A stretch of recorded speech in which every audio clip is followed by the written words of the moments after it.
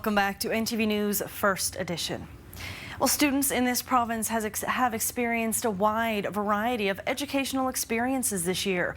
In class, remote, a mix of both, and on top of that, dealing with varying levels of PPE for both themselves and their teachers.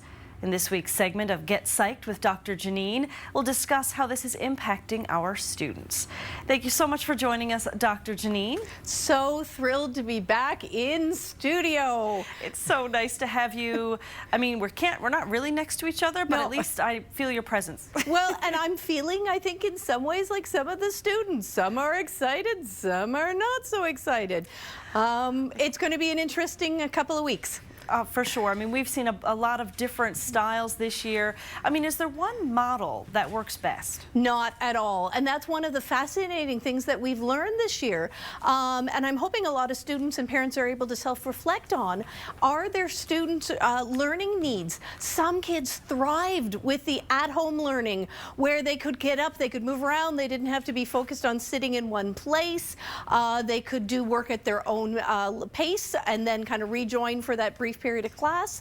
Some students have found that they need the structure and the routine of the in-class and the supports and reaching out to the teachers.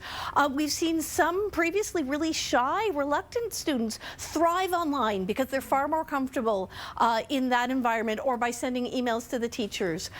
We've seen kids with social anxieties, again, really happy to be at home. So there's been a whole mixture, and I think it really has been a useful learning experience that I'm hoping parents are going to move forward. And when they have those discussions with their child's teacher, say, look, here's what I noticed about how they did best and where they really struggled. And how can we take that information and use that moving forward to help them with their education?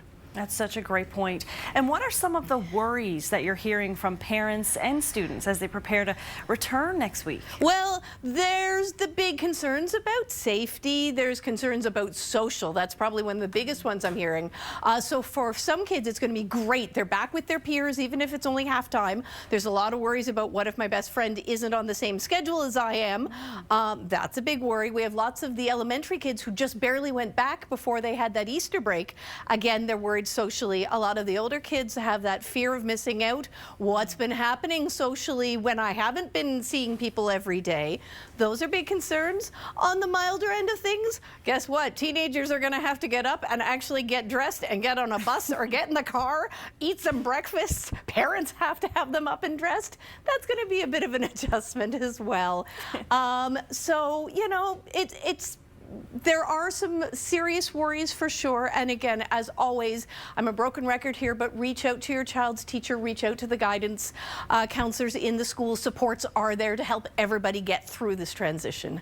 And that brings me to my next question, which you sort of answered already, is something that parents can do, but what else can parents do when helping with this transition? I think everybody needs to remember for the next couple of weeks, cut your kids a little bit of slack. You're going to see fatigue, you're going to see grouchiness, you're going to see even more mood swings than you might normally in some of those teenagers.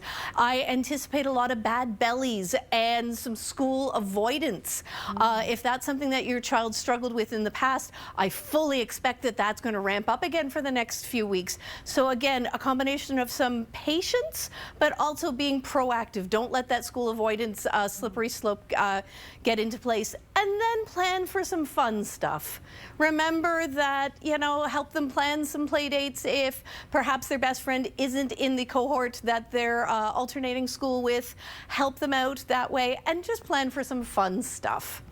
Thank you very much, Dr. Janine. Lots of points to ponder. Thank you so very much for joining us. Anytime. Thanks again.